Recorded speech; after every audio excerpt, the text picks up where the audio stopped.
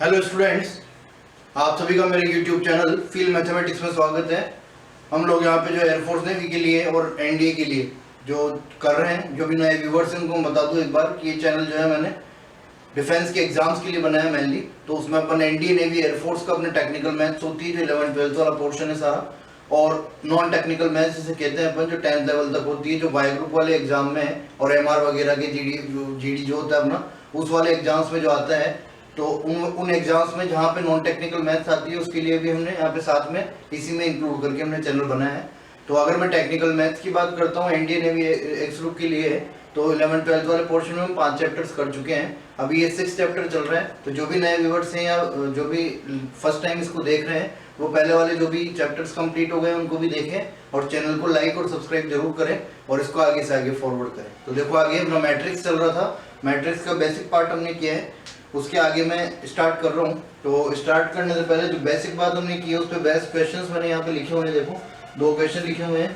पहली बात करते हैं, देखो अपन एक बार, हाउ मेनी मैट्रिसेस, एक क्वेश्चन है, how many matrices can be form by using 6 different elements. 6 अलग अलग अवयवों को लेकर, हिंदी वाले सुन लेना, 6 अलग अलग अवयवों को लेकर कुल कितने अवयव बनाए जा सकते हैं। 6 अलग अलग अवयवों को लेकर कुल कितने अवयव बनाए जा सकते हैं।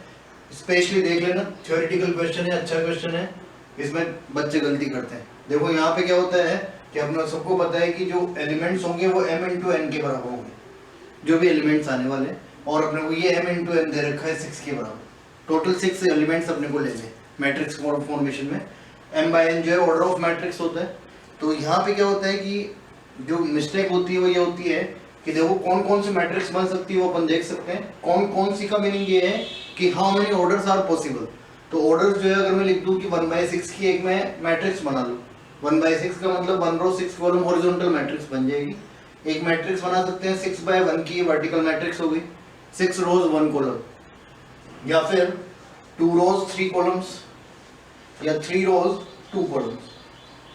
तो बच्चे स्टूडेंट्स जो होते हैं वो क्या करते हैं कि इसका आंसर देते हैं 4, कि 4 मैट्रिसेस कैन बी पॉसिबल। तो ये गलती नहीं करनी है, वापस मैं बता रहा हूँ, ये 4 जो है ये 4 ऑर्डर्स पॉसिबल है। अगर क्वेश्चन ये होता कि by using 6 different elements how many possible orders, how many orders are possible, तो ऑर्डर्स अगर पूछे जाते हैं तो 4 ऑर्डर्स पॉसिबल है, मैं 4 ऑर्डर की मैट्रिसेस बना सकता हूँ। हमें ये बताना है कि नंबर ऑफ मैट्रिसेस कितनी बन सकती है। एक बार के लिए समझना, देखो मैंने 1/6 की कोई मैट्रिक्स बनाई और रैंडमली मैंने एलिमेंट्स ले लिए A B C D E F, इस तरह से ही मैट्रिक्स बनेगी 6 डिफरेंट एलिमेंट्स की, 1 2 3 4 5 6, 1 रो 6 कॉलम्स।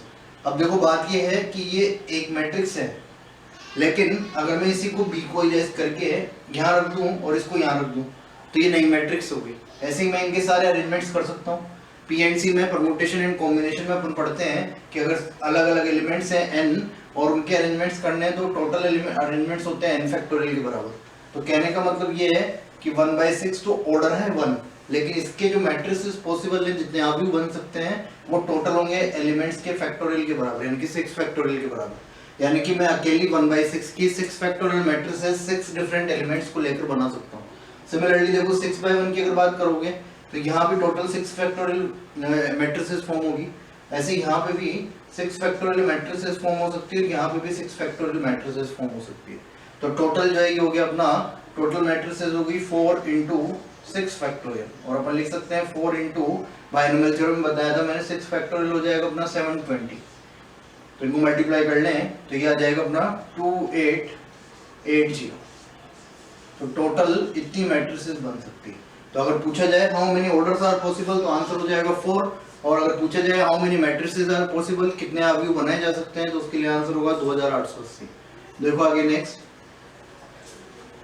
ये जो मैंने कहा था कि टाइप ऑफ मैट्रिसेस अपन जो पढ़ रहे हैं उनसे कभी कभार थ्योरेटिकल क्वेश्चन बन जाता है। और वो थ्योरेटिकल क्वेश्चन देखो कैसे बन रहा है। सबसे पहली बात तो स्केलर मैट्रिक्स क्वेश्चन सुनना, find number of zero elements in a scalar matrix of order n by n। 2/2 3/3 नहीं दे रखा है, उनमें तो अपन लिख के काउंट ही कर लेंगे, लेकिन यहाँ पे n by n की बात कर रखी है उन्होंने कि कोई अवयव है n by n क्रम का, और कौन सा अवयव है, अदिश अवयव। किसी n by n क्रम के अदिश अवयव में शून्य अवयवों की संख्या ज्ञात करो। तो देखो शून्य अवयवों की संख्या ज्ञात करनी है। पहली बात तो मैं ये करूँ कि स्केलर मैट्रिक्स क्या होती है, अदिश आव्यूह क्या होता है, ये अपन कर चुके हैं ऑलरेडी। मैंने कहा था कि डायगोनल मैट्रिक्स में भी अगर मैं इस एलिमेंट को फिक्स कर दूं के और बाकी सारे एलिमेंट्स क्या होते हैं 0, ये 3/3 का एग्जांपल ले रहे हैं पर यहाँ पे एक बार, this is the diagonal matrix, वो sorry diagonal matrix and scalar matrix. तो डायगोनल मैट्रिक्स में विकर्ण आव्यूह में क्या होता था, ये कुछ भी हो सकते थे 4 5 6 7 8 9। स्केलर मैट्रिक्स में क्या होता है कि ये फिक्स रहेगा 5 5 5 4 4 4 3 3 3। और एक और मैंने आगे बताया था इससे आइडेंटिटी मैट्रिक्स, तत्समक आव्यूह।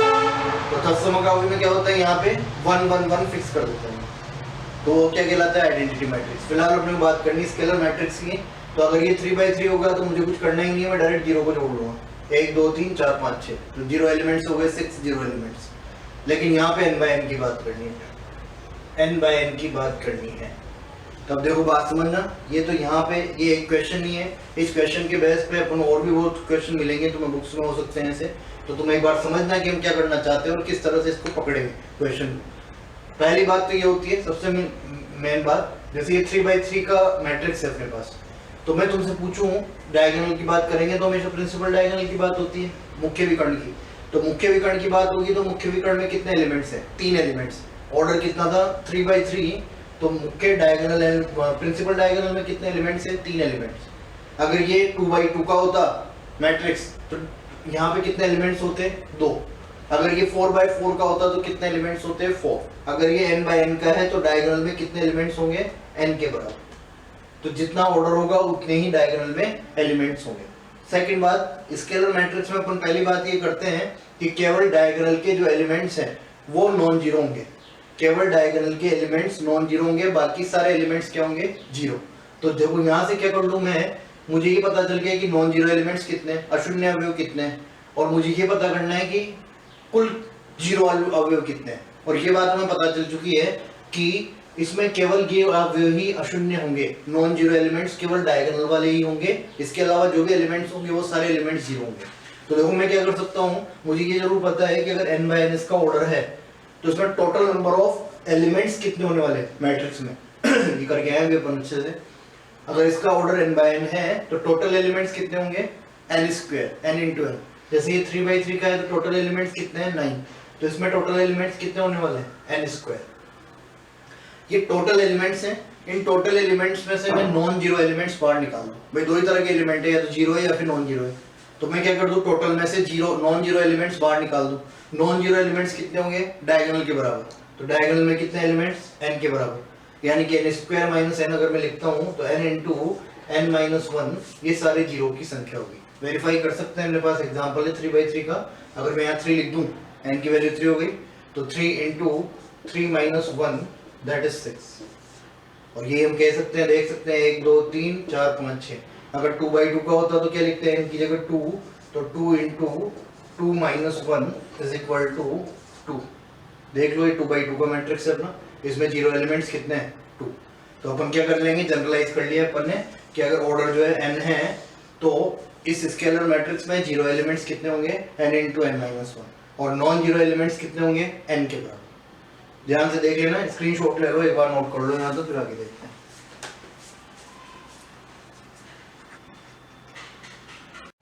देखो आगे मैट्रिक्स मल्टीप्लिकेशन की अपन बात करते हैं।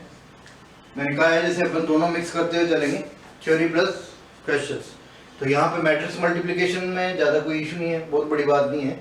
एक छोटा सा कॉन्सेप्ट होता है एडिशन सब्सट्रैक्शन में, नहीं बता रहा हूँ। एडिशन सब्सट्रैक्शन में क्या होता है कि करस्पॉन्डिंग एलिमेंट्स का सम करते हैं और करस्पॉन्डिंग एलिमेंट्स का डिफरेंस करते हैं, सबको आता है।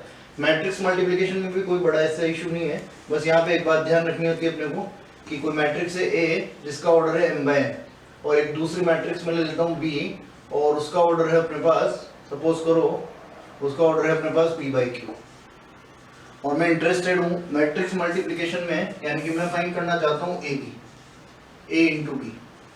तो ये a b डिफाइंड होने के लिए सबसे पहली बात ये होती है कि इसकी रोज इसके कॉलम्स इसकी रोज के बराबर होने चाहिए। क्या होना चाहिए, अगर मैं a b कर रहा हूँ तो n should be equal to p, यानी कि इसके स्तंभों की संख्या इसके पंक्तियों की संख्या के बराबर होनी चाहिए, तब a b जो है डिफाइंड होगा। ये बात ध्यान रखना, देखो अच्छे से बात समझ लेना एक बार। तो मैं इसके लिए लिख रहा हूँ, देखो for defining a b calculate कैसे करना है वो भी कर लेंगे अपन बात। पहले तो पहली बात तो पहली कंडीशन क्या है कि n should be equal to p, n should be equal to p। Second, यहां से जो मैट्रिक्स बनेगी, जो भी मैट्रिक्स मुझे मिल रही है ए बी की, ये जो ए बी मैट्रिक्स होगी इसका ऑर्डर जो होगा वो m बाई क्यू के बराबर होगा। This is the order of matrix, इसकी तो रोज और इसकी कॉलम्स, यानी कि ए बी जो मैट्रिक्स बन रही है उसका ऑर्डर क्या होने वाला है m बाई क्यू। अब यही मैं एक चीज और दिखा रहा हूँ तुम्हें, ये कंफ्यूजन दूर कर लेना। और इस पे बेस्ड क्या होता है कि जब अलजेब्रा ऑफ मैट्रिक्स बताऊंगा मैं तुम्हें आगे, ये तो मैट्रिक्स एडिशन सब्सट्रैक्शन तो पढ़ नहीं रहे, मल्टीप्लिकेशन ये हो गया, ऐसे एक डिवीजन होता है, वो डिवीजन आएगा अपना इनवर्स के टाइम, क्योंकि अगर मैं लिखता हूँ a अपॉन b तो इसका मतलब हो गया b इनवर्स a। तो हम क्या करते हैं जब डिवीजन ऑफ मैट्रिक्स पढ़ते हैं तो इनवर्स की अपने को नीड होती है, तो वो इनवर्स के साथ हो ही जाएगा। तो अभी अपन बात कर रहे हैं देखो आइडेंटिटीज की, जो आइडेंटिटीज होती हैं, तो जैसे क्या होता है यहाँ पे एक आइडेंटिटी होती है a प्लस बी का whole square, a and b are matrices. तो अगर नॉर्मल के नंबर्स होते हैं अलजेब्रा में जैसे अपन बात करते हैं तो हम डायरेक्टली लिखते हुए आते हैं a square plus B square plus 2ab, ये आइडेंटिटी अपन बचपन से यूज करते हैं। But in case of matrix this is wrong. तो उसकी बात सुनने के लिए पहले अपन यहाँ से बात करते हैं। देखो कि अगर मैं ab की बात करता हूँ तो ये कंडीशन है, बट अगर मैं ba की बात करता हूँ तो ba देखना एक बार, ba को मैं ऐसे लिखूंगा, देखो ये तो b मैट्रिक्स है जिसका ऑर्डर क्या है p बाई क्यू, और ये अपनी a मैट्रिक्स है जिसका ऑर्डर है m बाई n। तो इस केस में क्या होना चाहिए, ये जो है q इसके m के बराबर होना चाहिए। क्या कहा है अपन, इसके कॉलम्स इसकी रोज के बराबर होने चाहिए। तो कंडीशन हो गई first is q should be equal to m, और यहाँ से जो ऑर्डर मिलने वाला है ba मैट्रिक्स का, वो ba मैट्रिक्स का ऑर्डर हो जाएगा p बाय n, ये ऑर्डर हो जाएगा p बाय n। तो बात समझना, देखो दोनों के डिफाइन होने के लिए कंडीशंस अलग अलग हुई। यहाँ n should be equal to p था ab के लिए, और यहाँ पे q should be equal to m है ba के लिए। तो एक बात अपन यहाँ से समझ सकते हैं कि मैट्रिक्स के केस में एक थ्योरेटिकल क्वेश्चन होता है जो पूछा गया है एनडीए के एग्जाम में, अपने स्टेटमेंट्स में से दे देते हैं, तो हमने वो जस्ट करना होता है कि विच of the following is correct, या तो एबीसीडी में से पूछेंगे या स्टेटमेंट 1 स्टेटमेंट 2 दे के ऐसे पूछ लेते हैं। तो ये बात समझ लेना, ए बी और बी ए बराबर नहीं होते। मैं यहाँ से कह रहा हूँ A B is not equal to B A, but ये हमेशा ट्रू नहीं है। अब पहला एग्जाम्पल इसका समझना कि मैं क्या कहना चाह रहा हूँ कि अगर सपोज करो पहली बात कि मैंने एक कोई मैट्रिक्स ली जिसका ऑर्डर है अपना 3/2, और बी कोई मैट्रिक्स ले रहा हूं मैं 2/4 इस तरह से। तो मैं पहले ए बी की बात कर लूं, ए बी मुझे फाइंड करना है। तो ए बी फाइंड करने के लिए क्या हो जाएगा, देखो ये 2 और 2 बराबर, और ऑर्डर ऑफ मैट्रिक्स हो जाएगा 3/4, यानी कि मैं यहाँ लिख दूं 3/4।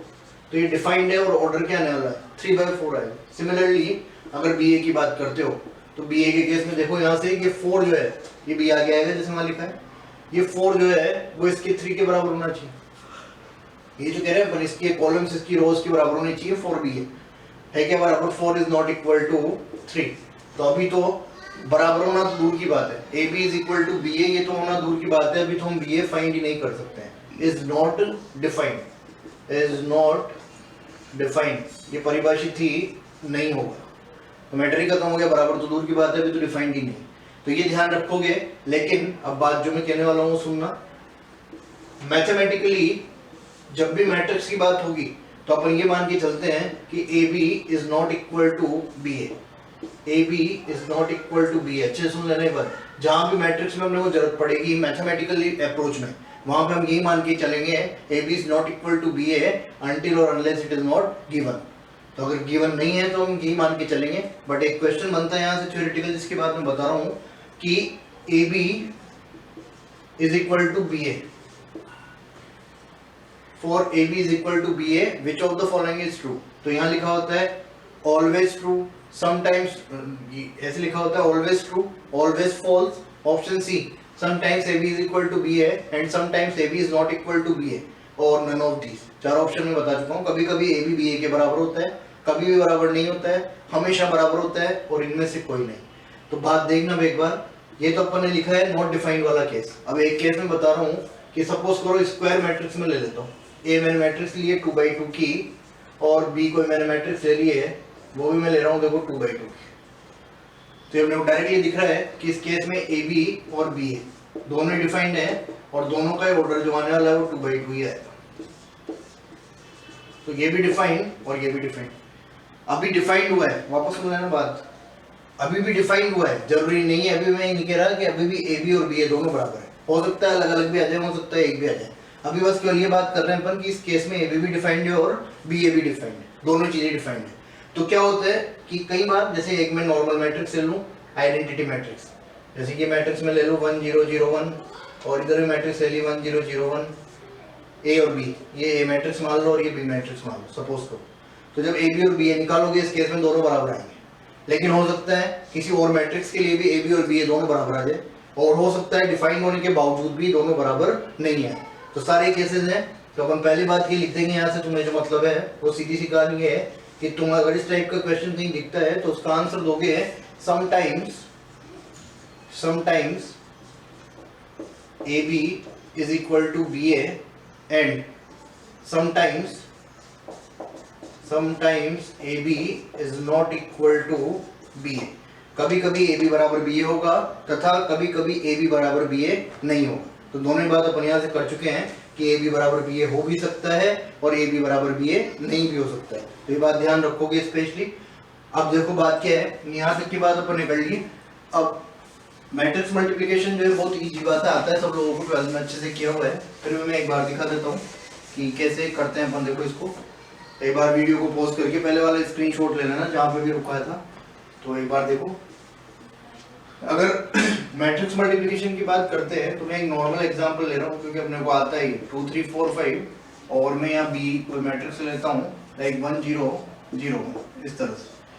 तो पहली बात तो ए बी जो है डिफाइंड होगा 2/2 2/2, इसकी रो इसके कॉलम्स की रोज के बराबर है। तो मैं ए बी मैट्रिक्स फाइंड करना चाहता हूँ। क्या करते हैं मैट्रिक्स मल्टीप्लिकेशन का तरीका क्या होता है, देखो यहाँ पे तो लिख दिया मैंने 2/2, यानी कि यहाँ पे 4 एलिमेंट्स आने वाले हैं जैसे। तो क्या करते हैं, ये एलिमेंट कौन है, फर्स्ट रो फर्स्ट कॉलम, इस एलिमेंट का नाम क्या है, फर्स्ट रो फर्स्ट कॉलम। तो ए का बी से कटा है तो इसके फर्स्ट रो को इसके फर्स्ट कॉलम से मल्टीप्लाई कर देते हैं। कैसे करते हैं, 2 को 1 से किया तो 2, फिर बीच में प्लस, सेकंड एलिमेंट को इसके सेकंड एलिमेंट से, तो प्लस 4 × 0 0। इसका नाम क्या है, फर्स्ट रो सेकंड कॉलम, यानी कि इसके फर्स्ट रो को इसकी सेकंड कॉलम से मल्टीप्लाई करना है। तो first row second column multiply करोगे तो 2 को फर्स्ट से, सेकंड को सेकंड से, फर्स्ट एलिमेंट को 0 से मल्टीप्लाई किया तो 0, और सेकंड एलिमेंट को सेकंड से मल्टीप्लाई किया तो 4। इधर आ जाओ, इस एलिमेंट का नाम क्या है, second row first column, second row first column, 3 को 1 से किया तो 3 और 5 को 0 से किया तो 0। इस एलिमेंट का नाम क्या है, second row second column, second row second column, तो 3 को 0 से किया तो 0 और इस 5 को इससे किया तो 5। तो कुल मिला के देखो ये हो गया matrix 2 4 3 5, this is A B matrix. तो इस तरह से अपन मैट्रिक्स मल्टीप्लिकेशन करते हैं। एक बार स्क्रीनशॉट ले लो यहाँ तक, फिर आगे देखते हैं जैसे भी हो। देखो आगे ये मैं आइडेंटिटीज लिखवा देता हूँ, कभी कभार क्वेश्चन बन जाते हैं। ये जो मैट्रिक्स मल्टीप्लिकेशन पे बेसिक बात अपन कर रहे थे, जो मैंने भी बताया पहले तुम्हें, a प्लस बी का होल स्क्वायर, ध्यान से सुन लेना भाई, a प्लस बी का whole square is not equal to a square plus b square plus 2ab in case of matrix. क्यों, क्योंकि ab is not equal to ba, तो ab और ba बराबर नहीं होते हैं, तो मैं इनको इंडिविजुअली ऐसे लिखूंगा, a plus B into a plus B, 2 बार लिख देंगे, स्क्वायर लगा हुआ है तो अब मल्टीप्लाई कर लेंगे। तो सिंपली मैं मल्टीप्लाई करता हूँ, देखो a को a से मल्टीप्लाई किया तो a स्क्वायर, प्लस a को b से मल्टीप्लाई किया तो ab, प्लस b को a से मल्टीप्लाई किया तो ba, और b को b से मल्टीप्लाई किया तो b स्क्वायर। वहां क्या होता है, ab और ba दोनों की वैल्यू सेम आती है जब ये स्केलर क्वांटिटीज होती है, अदिश राशियां होती है। लेकिन यहाँ पे ध्यान रखना ये मैट्रिसेस हैं, तो ab is not equal to ba मैं ऑलरेडी बता चुका हूँ, तो अपन इसको मर्ज करके ना तो 2ba लिख सकते हैं और ना ही हम इसको 2ab लिख सकते हैं। तो a प्लस बी का whole square is equal to a square plus ab plus ba plus b square, ध्यान रखोगे ना। सिमिलरली देखो ये तो फर्स्ट आइडेंटिटी, एक अपनी सेकंड आइडेंटिटी होती है वाली, a माइनस बी का whole square will be equal to a minus B into a minus B कर लें, 2 बार लिख दूं वापस से, इसको भी क्या नहीं लिख सकते हैं, a square plus B square minus 2ab नहीं लिख सकते हैं, तो मैं क्या लिखूंगा, a minus B into a minus B. तो यहाँ से देखो इसको इससे मल्टीप्लाई किया तो a स्क्वायर, इसको इससे मल्टीप्लाई किया तो माइनस ab, इसको इससे मल्टीप्लाई किया तो माइनस ba, और इसको इससे मल्टीप्लाई किया तो प्लस b स्क्वायर। तो क्या हो जाएगा, A square minus A B minus B A plus B square. इसको भी मर्ज करके माइनस 2ab नहीं लिख सकते हैं। और थर्ड आइडेंटिटी जो अपन यूज करते हैं, a minus B into A plus B, तो वहां तो डायरेक्टली क्या लिख देते थे, A square minus B square, लेकिन यहाँ पे नहीं लिखेंगे। यहाँ पे क्या लिखेंगे, देखो अपन वही मल्टीप्लाई कर लूँ मैं इंडिविजुअली। ए को ए से मल्टीप्लाई किया तो ए स्क्वायर, ए को बी से मल्टीप्लाई किया तो बी ए, सॉरी ऑर्डर लग रही है ना, ए बी और बी ए दोनों अलग अलग है, ध्यान रखोगे। ए को बी से मल्टीप्लाई किया तो ए बी को ए से किया तो माइनस बी ए, और बी को बी से किया तो माइनस बी स्क्वायर, तो ये इसके बराबर हो गई। तो ध्यान रखोगे, याद रखने की जरूरत नहीं है, अपन ऐसे सिंपली कर सकते हैं। कई बार पूछ लेते हैं, देखो आ जाता है, इजी क्वेश्चन देना होता है तो पूछ लेते हैं। एक इसमें ध्यान रखोगे, एक अपना होता है देखो डिटर्मिनेंट ऑफ मैट्रिक्स। ये थोड़ा सा स्टार्ट कर देते हैं अपन आगे का पार्ट। डिटर्मिनेंट ऑफ मैट्रिक्स, ये ध्यान रखोगे। पहली बात मैं ऑलरेडी कह चुका हूं, आव्यूह का सारणिक, आव्यूह का सारणिक।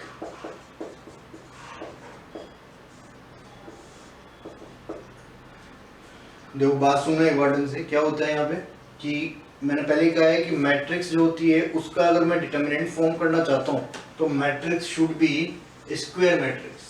क्या होना चाहिए, वर्गाव्यूह होना चाहिए, क्योंकि वर्गाव्यूह ही है जिसका सारणिक बन सकता है। क्यों, क्योंकि सारणिक में m और n दोनों बराबर होने चाहिए, और m और n केवल वर्गाव्यूह में स्क्वायर मैट्रिक्स में ही बराबर होते हैं। तो पहली बात तो मैट्रिक्स क्या होगी, स्क्वायर मैट्रिक्स। सपोज करो ये कोई मैट्रिक्स में लिखता हूँ A11 A12 sorry A21 A12 and A22, ये कोई मैट्रिक्स है A, और मैं इसका डिटर्मिनेंट फॉर्म करना चाहता हूँ। बहुत इजीली अपन फॉर्म कर देंगे, सेम ऐसे लिख देंगे, बस ये जो सिंबल्स हैं वो उनको अल्टर करना है। और मैं डायरेक्टली डिटर्मिनेंट ऑफ A लिख रहा हूँ A11 A21 A12 A22, ये बन गया डिटर्मिनेंट। अब यहाँ से ऐसा नहीं होता है कि ऐसे पूछेंगे, यहाँ से जो इम्पोर्टेंट बात है वो ध्यान रखोगे, properties of determinant of matrix. यहाँ से जो गुणधर्म होते हैं, यहाँ से न्यूमेरिकल बहुत बार पूछते हैं और थोड़े से इंपॉर्टेंट है। जो इंपॉर्टेंट और जहाँ से प्रॉपर्टी है वहाँ से क्वेश्चन पूछते हैं, वही मैं यहाँ लिखा रहा हूँ। वो तो 100% अपने को याद होनी चाहिए। पहली प्रॉपर्टी ले रहा हूँ मैं, first is determinant of A B. अब देखो क्या होता है, क्वेश्चन जो होगा उसमें तुम्हें डिटर्मिनेंट ऑफ ए की वैल्यू दे रखी होगी, डिटर्मिनेंट ऑफ बी की वैल्यू दे रखी होगी। और अगर वो कंफ्यूज करना चाहते हैं या फिर वो चाहते हैं कि भी तुम इसमें उलझो, तो ए मैट्रिक्स भी दे देंगे और बी मैट्रिक्स भी दे देंगे। अब इशू ये आता है कि अगर आप ए बी फाइंड करते हो तो अभी अपन मल्टीप्लिकेशन करके आए, ए बी फाइंड करोगे फिर उसके बाद उसका डिटर्मिनेंट फाइंड करोगे, तो ऐसा नहीं करना है। ये प्रॉपर्टी से डायरेक्टली ये determinant A into determinant B के बराबर होता है। तो अगर क्वेश्चन में डायरेक्टली दे रखे हैं तो अपने को ना ए चाहिए ना बी चाहिए, अपन डायरेक्टली इनकी वैल्यूज दे रखी है तो अपन मल्टीप्लाई कर लें। तो determinant A into B is equal to determinant A into determinant B. Second बात, determinant A to the power n, ये सब इंपॉर्टेंट प्रॉपर्टीज अभी इनसे सवाल पूछते हैं। कोई मैट्रिक्स है, आगे बात करेंगे अपन A, उस A मैट्रिक्स का A square A cube A to the power 5 इस तरह से लिखा हुआ है और उसका डिटर्मिनेंट अपने को निकालना है। तो ऐसा नहीं करेंगे कि मैं पहले A to the power 5 find कर रहा हूँ या A to the power 3 find कर रहा हूँ, after that I will find the value of this. ऐसा नहीं करना है। हम क्या करेंगे, देखो सीधा सा मैं इसको प्रॉपर्टी से लिखते हैं determinant of A to the power n। ये सब वेरीफाई कर सकते हो, कोई सी भी ले लेना, मैट्रिसेस देके और वेरीफाई कर सकते हो चाहो तो। हमने मेन बात यहाँ से, इसके बाद ये ध्यान रखना और इसको क्वेश्चन में इंप्लीमेंट किस तरह से करना है वो काम उठना है। तो देखो यहाँ से इसको मैं इस तरह से लिख दूंगा, तो मुझे क्या करना होगा, 5 हो 10 हो 50 पावर हो, यहाँ पे मुझे केवल डिटर्मिनेंट ए चाहिए। मैं डिटर्मिनेंट ए निकालूंगा और ये पावर को जहाँ पे ऐसे रेस कर दूंगा। सेकेंड, थर्ड, ये तो बहुत, ये भी ध्यान रखना, इसमें बहुत गलती करते हैं बच्चे। डिटर्मिनेंट ऑफ के ए, ये मैट्रिक्स थी कोई ए, उस मैट्रिक्स ए को मैंने के से मल्टीप्लाई किया, के एक स्केलर क्वांटिटी है तो उसका डिटर्मिनेंट बनाया। ये जो वैल्यू होती है वो होती है K to the power n determinant of A के बराबर। किसके बराबर है, K to the power n determinant of A के बराबर। n जहां भी दिख रहा है उस n का मतलब ऑर्डर ऑफ मैट्रिक्स होगा, ऑर्डर ऑफ मैट्रिक्स। वर्गाव्यूह होगा तो एक ही होगा, 2/2 या 3/3 जो भी रहेगा, तो यहाँ पे ये ऑर्डर रहेगा इस मैट्रिक्स का। समझ रहे हो बात? ये प्रॉपर्टी थोड़ी सी इंपॉर्टेंट है। तो क्या लिखेंगे, determinant of k is equal to k to the power n determinant of a। अब कैसे लिखते हैं देखो, बात समझना एक बार। ये जो k to the power n हम बाहर निकाल रहे हैं, उसका रीजन क्या होगा कि सपोज करो कोई मैट्रिक्स है A, और इस मैट्रिक्स को अगर जैसे मान लो मैं लिख दिया 3 4 5 6, ये मैं लिखता हूँ। अब इस मैट्रिक्स में मैंने k कोई कांस्टेंट है उससे मल्टीप्लाई कर लिया। तो मैट्रिक्स में क्या होता है, एक प्रॉपर्टी होती है कि यहाँ अगर मैं k से मल्टीप्लाई करूंगा, ये k से डिवाइड करूंगा, ये कॉमन लूंगा, कहने का मतलब तो हर एलिमेंट में ही तो मल्टीप्लाई होगा और हर एलिमेंट से ही बाहर आएगा। तो मैंने k से मल्टीप्लाई किया तो ये हो गया अपना 3k 4k 5k 6k, इस तरह की मैट्रिक्स बन जाएगी। अब मैंने बना दिया इसका डिटर्मिनेंट ऑफ ka, ऐसे बना दिया। तो डिटर्मिनेंट बनाया तो ऐसे कैसे लिख दूं मैं, देखो 3k 5k 4k 6k, बात समझने की कोशिश करना देखो। अब देखो क्या हो रहा है, अगर मैट्रिक्स होती तो मैं डायरेक्टली k को बाहर ले देता, बट अब डिटर्मिनेंट है। तो डिटर्मिनेंट में ऐसा नहीं होता है, इंडिविजुअल रो या इंडिविजुअल कॉलम से अपने को एक एक k बाहर निकालना पड़ेगा। तो मैं पहले फर्स्ट रो से k बाहर निकाल लूँ, या मैं फर्स्ट कॉलम से k बाहर निकाल लूँ, एक बार इससे एक बार इससे, तो 2 बार k बाहर आएगा, तो ये बनेगा k स्क्वायर। और ये जो वैल्यू बचेगी 3 4 5 6, इसको अपन डायरेक्टली लिख देंगे determinant of A matrix. k निकालने के बाद क्या बचेगा 3 4 5 6, तो इसको मैंने लिख दिया डिटर्मिनेंट ऑफ ए। अब देखो ये k to the power n हो गया, तो यहाँ 2 था, 2/2 की मैट्रिक्स है, तो इसको लिख दिया k स्क्वायर डिटर्मिनेंट ऑफ ए। तो बात ध्यान रखना, यहाँ तक स्क्रीनशॉट लो, फिर देखो इस पे बेस्ट कोई क्वेश्चंस है वो करते हैं।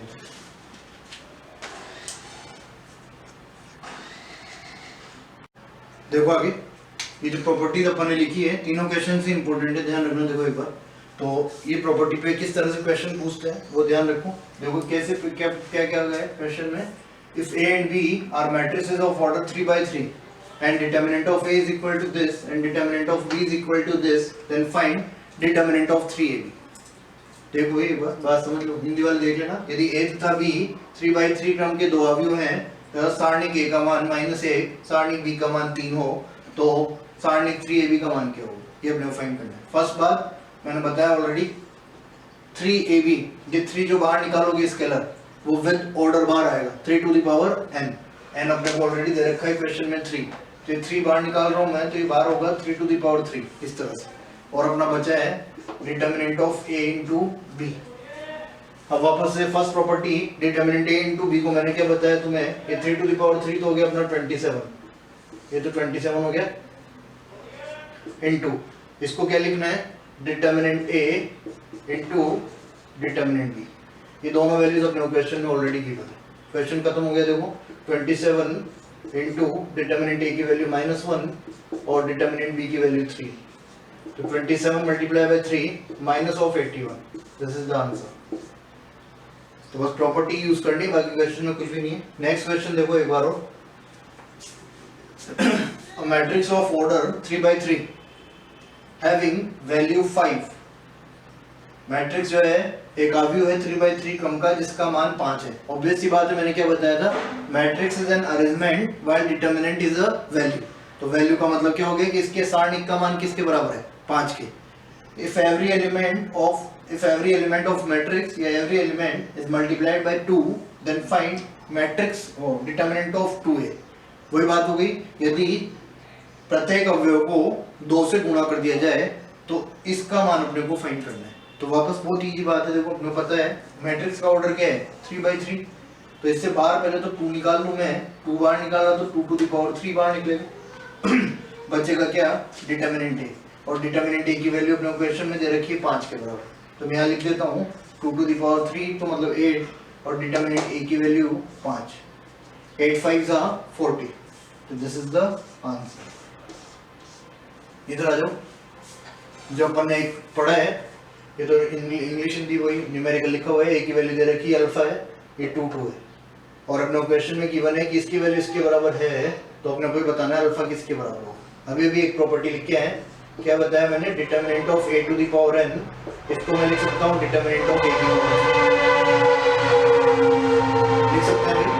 तो देखो यहाँ से मैं क्या लिख सकता हूँ, ये जो डिटर्मिनेंट ऑफ a क्यूब लिखा हुआ है, इसको मैं ऐसे लिख दूँ डिटर्मिनेंट ऑफ a का क्यूब, और इसको भी मैं लिख दूँ 5 का क्यूब, 125 जो 5 का क्यूब होता है। तो यहाँ से क्या आ गया अपने पास, determinant of a is equal to 5 ये वैल्यू आ जाएगी ना भाई। देखो तो अपन क्या करते हैं, डिटर्मिनेंट ऑफ ए यहाँ से निकाल लो, मैं सिंपल डायरेक्टली एक्सपेंड कर सकते हैं इसको इससे, यानी कि अल्फा स्क्वायर माइनस 4 और ये किसके बराबर है 5 के। तो मैं लिख सकता हूँ देखो alpha square will be equal to 4 + 5, it means alpha square will be equal to 9। तो अल्फा स्क्वायर अगर 9 होगा तो मैं दोनों साइड ऐसे स्क्वायर रूट ले लूँ, तो स्क्वायर रूट लोगे तो alpha will be equal to ±3। This is the answer. ध्यान रखना है, एक इनवर्स पढ़ेंगे एक एडजॉइंट पढ़ेंगे। ये स्क्रीनशॉट ले लो पहले, फिर बताता हूँ मैं एक बार।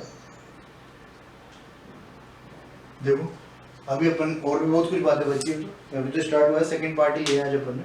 तो एक इनवर्स है एक एडजॉइंट है, दो पार्ट हो रहे हैं अपना मेनली। बाकी इसके अलावा छोटे छोटे अभी तो अपने ट्रांसपोज बचा हुआ है, ट्रांसपोज ऑफ मैट्रिक्स, इसके बाद स्पेशल टाइप ऑफ मैट्रिक्स, इसके बाद consistency inconsistency in the case of matrix, जैसे अपन ने डिटर्मिनेंट में पढ़ा था। तो साथ में चलते जाना। मैं पहले भी कहा है और अभी भी कह रहा हूँ कि जो भी नए व्यूवर्स हैं वो एक टॉपिक जब भी लो, कोई भी वीडियो देखो तो उसको पहले वाला और सारे पार्ट्स देखें, और ये जो पढ़ा रहा हूँ मैं इसको पढ़ लेना। इसके बाद नेवी एयरफोर्स में कभी ना पूछा गया है, आज पहली बार नहीं पढ़ा रहे और ना ही आगे कोई चांसेस है कि कभी पूछेंगे। एनडीए के एग्जाम में 120 क्वेश्चन में से हो जाता है कि 10-5 सवाल इधर उधर चले जाएं, बाकी अगर तुम पूरा पढ़ के आओगे तो तुम्हें 110 सवाल इस सब चीज़ों से मिलेंगे। और ये जितना चैनल आगे बढ़ेगा उसके अकॉर्डिंग हम इसमें यहाँ पे अपना इनपुट दे सकते हैं। तो ये जैसे भी है जैसा करना है, बट पूरा देखें, वीडियो को एंड तक जरूर देखें, ताकि कोई सा भी क्वेश्चन हो, जैसे अगर तुमने बीच में स्किप किया है, और ये तीनों क्वेश्चन ही मेन बात, अगर मैं बात करूँ कि आज की पूरी क्लास में कोई बात थी तो मेन बात ये, यहाँ से 100% चांस है, मतलब नहीं आया तो नहीं आया वो बात अलग है, बट 100% चांस है कि अगर मैं चाहता हूँ कि मुझे मैट्रिक्स से कोई क्वेश्चन उठाना है तो मैं ये तीनों कैटेगरी में से एक क्वेश्चन उठाने की कोशिश करूँगा। अगर आपको अच्छा पेपर बनाना है, आप चाहते हो कि बच्चों को कितनी नॉलेज है देखना है, तो वही बात हो जाती है कि अपन आधा वीडियो देखा और उसको स्किप कर दिया। तो ध्यान रखो और बिल्कुल रेगुलरिटी से पढ़ाई करो। बाकी मिलते हैं नेक्स्ट वीडियो में। All the best.